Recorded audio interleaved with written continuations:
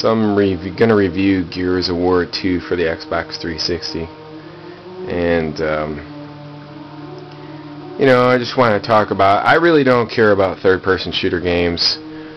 You know, mostly I like first-person shooters, but you know, I just want to see what all the hoopla was about, and give you my opinion as a person that would not normally play this game, but what I thought about the interaction of the multiplayer and my theory of first-person, I mean not first-person, but single-player gaming in today's industry.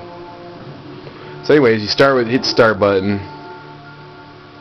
You gotta sign up one of your accounts. Let me do that first. You sign in. Okay, so you got the solo campaign, co-op, which you can do co-op with people, training grounds, which is a nice little thing, and then multiplayer.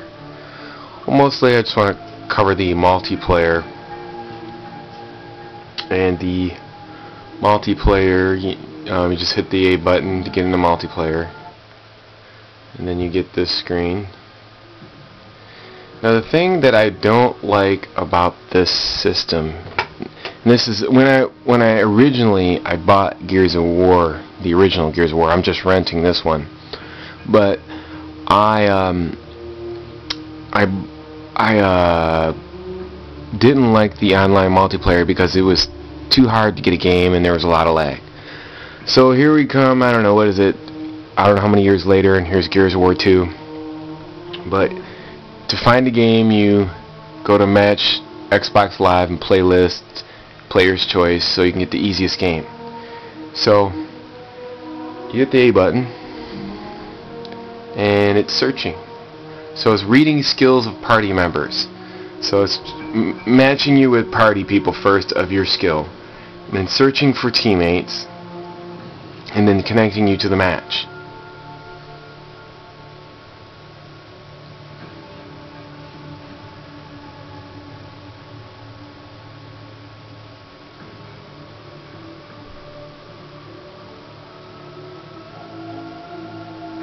Waiting, waiting, waiting, waiting. So this is the point that I'm trying to make, is that, and then you go to this screen, and then you get a game. This is the kind of thing that I don't like with Gears of War and the other games that don't have an auto connect to a game that's already going on, or you can come and go as you please, and you have to wait to get into these games. And then once you get into this game, then you get to vote on the game type that you want. So, and then once you vote on the game type that you want,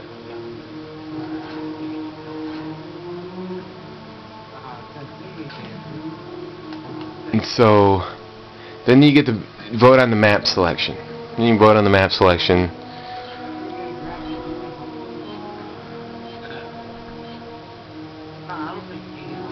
And then you can pick the guy that you want to be, like these guys, and then your weapon, and then I guess it really doesn't matter at this point, but so you pick all that, and then you get into the game.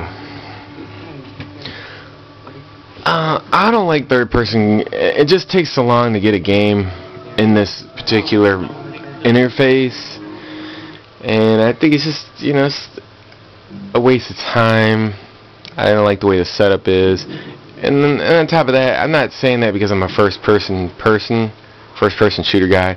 It just seems like they would have their own dedicated servers. You can come in and out when you want, and it doesn't have to link you to a host. Now the graphics ain't bad, but it just seems like they're kind of, you know, I don't know, Star Wars-ish. So yeah, these guys. So then you can just like sit here and hide while this guy's running down here.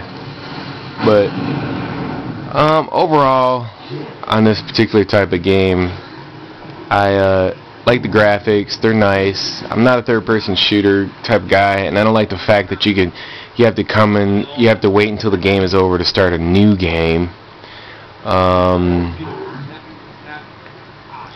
That's really it about.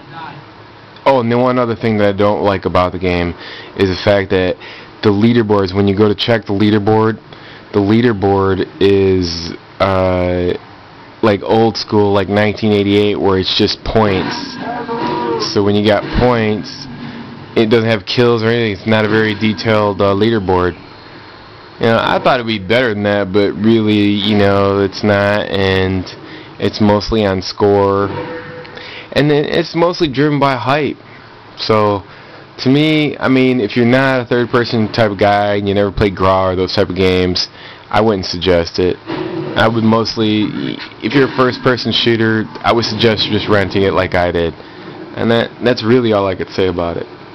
Other than that, I wish that it was a little bit better, which, you know, it should have been, but it's really not. And you know, I think it's my conclusion of the whole thing is it's mostly just an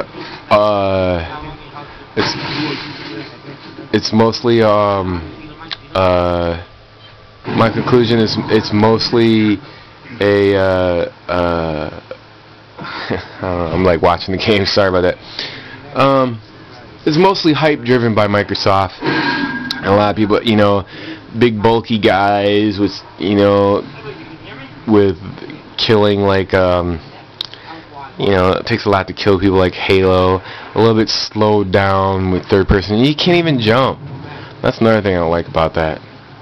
But that's just my opinion. I mean, if you're not a first-person shooter guy and you just want to have fun, the solo campaign is alright, you know. It's not nothing, I mean, it's nothing great or nothing like that, so I give it, like, if I was going to rate it 1 through 10, I'd give it a 7. I mean, and I'm not even a third-person guy, but it's just not my style. It might be other people's style, but that's just my opinion.